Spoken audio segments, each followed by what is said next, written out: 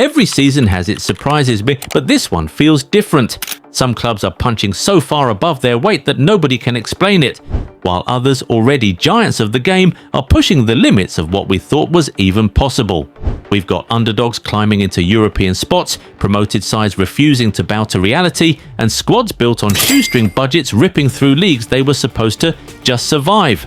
But we're also seeing superclubs breaking records, playing football we didn't think was humanly achievable, rewriting standards we thought were already sky high. So today, we're counting down 7 teams that are doing the impossible this season. Let's get into it. Number 7. Villarreal. Villarreal were tipped for a quiet rebuild, but as of early November, they're 3rd in La Liga and trading punches with the big 3. The kind of table position nobody saw coming for a squad in transition. Credit Marcelino for snapping the team back to a compact, disciplined identity and for integrating a reshaped core that actually fits together. The attacking lift has come from Tajon Buchanan, signed from Inter, and Jorge Mikautadze, who share the early top scorer mantle, while veterans Gerard Moreno and Nicolas Pepe keep the structure tidy. Around them, pieces like Rafa Marin, Juan Foyth, Renato Vega, Santi Comesaña, and even new faces in defense have made the side harder to break and quicker in transition. It isn't flashy spending, it's smart cohesion, and that's why Villarreal sitting in the Champions League spots right now feels a little bit impossible. Number 6. Manchester United. After years of inconsistency and frustration, Manchester United finally look like a team with a plan. The managerial carousel, from Ole Gunnar Solskjaer to Erik ten Hag, left the squad looking confused and confidence-shaken, often drifting in mid-table mediocrity.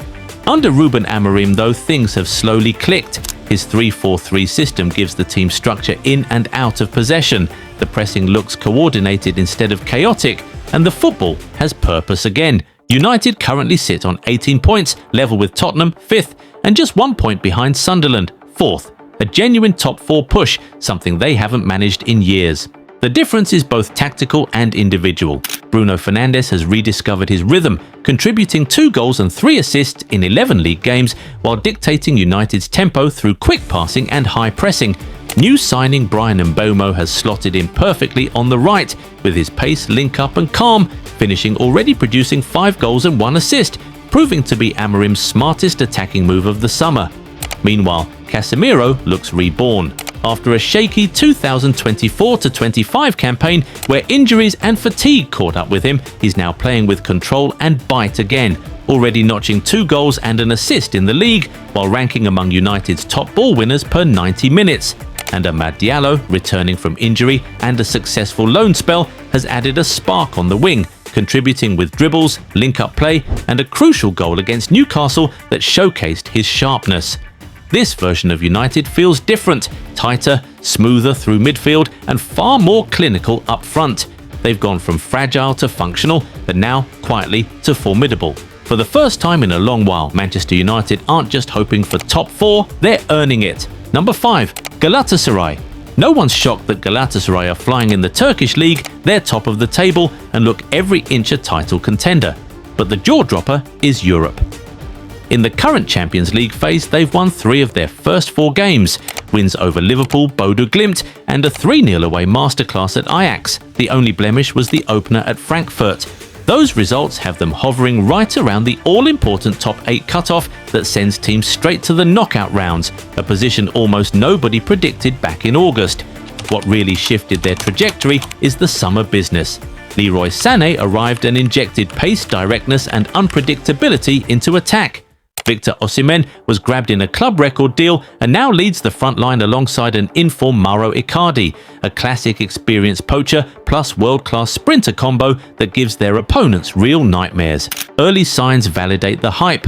Mauro leads the club in goals, Osimhen is piling up dangerous chances, and Sané is consistently troubling defenses with his movement and speed. Continentally, they're doing the unexpected, racking up UCL wins in a format designed to punish teams that can't scale. If Galatasaray keep this mix of star power and structure, they won't just be Turkey's success story, they'll be a European headline. Number 4. Como. If there's one fairy tale unfolding in Serie A this season, it's Como. Not long ago, this club was stuck in the lower leagues and battling financial chaos. Now, fresh off promotion, they're taking on Italy's elite like they never missed a beat. The biggest catalyst has been Cesc Fabregas, who stepped up as head coach and immediately brought a bold identity: possession football, calm build-up, and a belief that promoted teams shouldn't just survive, they should compete. The squad makeover has been clever rather than flashy. Adding Andrea Belotti up front has given them a true leader and goal scorer, while midfield dynamo Dan Ndoye offers energy and creativity through the middle. Defensively, youngsters like Alessandro Gabrieloni have stepped up, and goalkeeper Adrian Schemper has produced game-saving moments to keep impossible results alive. Crucially, Fabregas trusted the core that earned promotion, players like Fabio Bellomo and Lucas da Cunha, preserving chemistry and confidence. The result is a newly promoted side playing with swagger, pressing with purpose, and taking points off established Serie A clubs. Como were supposed to be fighting for survival. Instead, they're holding their own in mid-table, playing some of the cleanest positional football in the league and proving that belief, structure, and smart signings can turn a dream into something real. Number 3, Arsenal. What has become impossible to ignore about Arsenal this season is their defence, the kind of backline you expect from a giant, not a team still balancing youth and transition. In the UEFA Champions League group stage so far, they've scored 11 goals and conceded none. Yes, 0. Their clean sheet record is backed by top-tier numbers, possession hovering near 57.8%, passing accuracy around 85%, and recovering 33 balls per game in the competition. In the Premier League, they've only let in 3 goals in 8 games, about 0.38 goals per match, putting them on pace to challenge the all-time record for fewest goals conceded in a season. What's making this happen? A blend of maturity and urgency. Centre-backs like Gabriel Magalhaes and Saliba are defending not just with strength, but intelligence. Fullbacks are contributing to position and scenery rather than just covering, and a goalkeeper who looks calm even when his side dominates possession means mistakes are rare. Meanwhile, with their strikers sidelined through injury, Mikel Merino has stepped up in a surprising role, scoring a brace in their 3-0 UCL win over Slavia Prague, and showing that the squad's adaptability is real. Merino's contributions are proof that Arsenal aren't just defending well, they're reacting, adapting and winning in all departments. For a club many still viewed as rising rather than here, their defensive dominance and ability to shine despite attack problems screams, we're already there. Arsenal aren't just doing well, they're doing the impossible. Number 2, Bayern Munich. At the start of the 2025-26 season, many expected Bayern Munich to carry on winning, but few predicted how dominantly they'd rewrite the record books. The Bavarians smashed the previous mark by winning 16 consecutive games to open the campaign, surpassing the historic best set by AC Milan in 1992-93. They remained unbeaten across all competitions up to a 2-2 draw versus Union Berlin, which finally ended the streak, but only after they'd set the bar impossibly high. The style, not just efficient, but visibly next level. Bayern are pressing, rotating, controlling space, and defending as a unit, yet when they win, they also score with ease. They've averaged over 3.7 goals per game in their first 7 matches, a figure that jumps into record territory for the Bundesliga. Meanwhile, the defense is rarely breached, and their all-round performances resemble a top-flight super team from another era. The stars have been delivering. Harry Kane continues his scoring carnage, 13 Bundesliga goals already, and a total of 23 across competitions by early November. He's proving that Bayern's big-ticket signing is more than just name. He's the engine room of their dominance. Adding pace, goals, assists, and unpredictability to a side many thought couldn't improve further. What makes it even more astounding, Bayern are doing this without 2 of their key stars. Jamal Musiala and Alphonso Davies, both influential in past big Bayern seasons, are absent due to injury. Instead of dropping off, the team has elevated. They're showing depth, adaptability, and a mentality that missing stars is no excuse. When a club has Bayern's budget and history, you might expect dominance, but what they're achieving this season is different. They're not just winning, they're resetting the standard. Bayern Munich are doing the impossible. A perfect start, elite performance with key players missing, and a team that looks better as it goes. Number 1, Sunderland. Sunderland was supposed to be, well, just happy to be here.